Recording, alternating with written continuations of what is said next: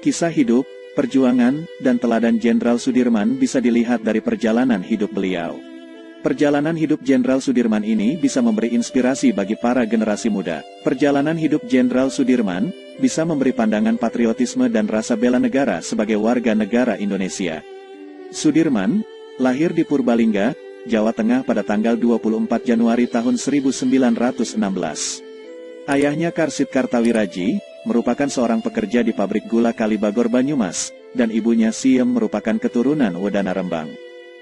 Sejak kecil Sudirman diasuh oleh seorang camat bernama Raden Cokrosunario. Sudirman tidak diberitahu bahwa Cokrosunario bukanlah ayah kandungnya sampai ia berusia 18 tahun. Saat berusia 7 tahun, Sudirman terdaftar di sekolah pribumi, Hollands Inlandse School. Sudirman dipindahkan ke sekolah menengah milik Taman Siswa pada tahun ke-7 sekolah.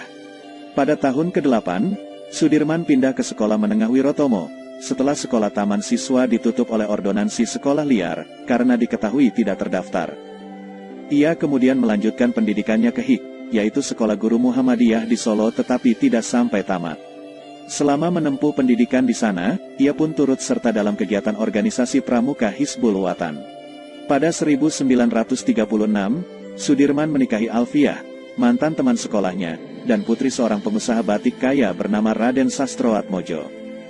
Setelah menikah, Sudirman tinggal di rumah mertuanya di Cilacap agar ia bisa menabung untuk membangun rumah sendiri. Sudirman dan Alfiah kemudian dikaruniai 3 orang putra, yaitu Ahmad Tidarwono, Muhammad Teguh Bambang Cahyadi, dan Taufik Effendi, serta 4 orang putri, yaitu Didi Praptiastuti, Didi Suciati, Didi Pujiati, dan Titi Wahjuti Satyaningrum. Pada 1936, Sudirman kembali ke Cilacap untuk mengajar di sebuah sekolah dasar Muhammadiyah. Ia kemudian mengabdikan dirinya menjadi guru Hizb Muhammadiyah, Cilacap, dan pemandu di organisasi pramuka Hizbul Wathan tersebut. Sebagai guru, Sudirman mengajarkan murid-muridnya pelajaran moral, dengan menggunakan contoh dari kehidupan para rasul, dan kisah wayang tradisional. Meski bergaji kecil, Sudirman tetap mengajar dengan giat. Dalam beberapa tahun Sudirman diangkat menjadi kepala sekolah meskipun tidak memiliki ijazah guru. Selama mengajar, Sudirman sangat disegani oleh masyarakat. Pada zaman penjajahan Jepang, tepatnya 1944, Sudirman bergabung dengan Tentara Pembela Tanah Air, PETA, di Bogor. Sehubungan dengan posisinya di masyarakat, Sudirman dijadikan sebagai komandan, Daidanko, dan dilatih bersama orang lain dengan pangkat yang sama. Pasca Indonesia merdeka dari penjajahan Jepang, ia berhasil merebut senjata pasukan Jepang di Banyumas. Kemudian beliau diangkat menjadi komandan batalion di Kroya setelah menyelesaikan pendidikannya.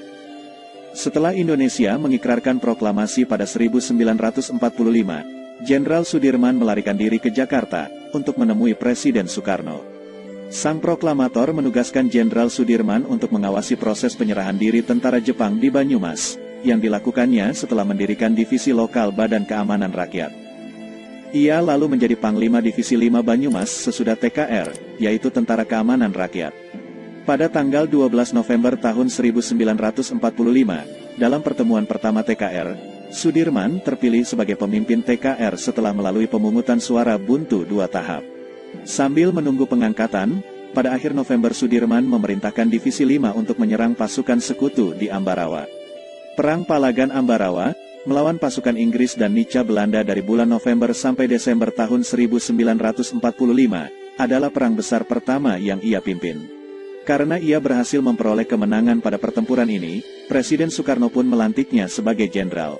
Pada tanggal 18 Desember tahun 1945, Sudirman resmi diangkat menjadi Panglima Besar TKR setelah penarikan tentara Inggris, lantaran diserang sejumlah pasukan yang diperintahkan.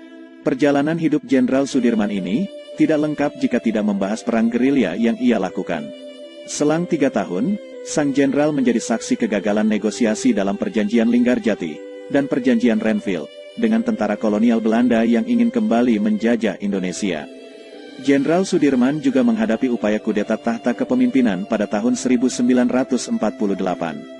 Pada Desember tahun 1948, Jenderal Sudirman melakukan perlawanan terhadap agresi militer II Belanda yang terjadi di Yogyakarta.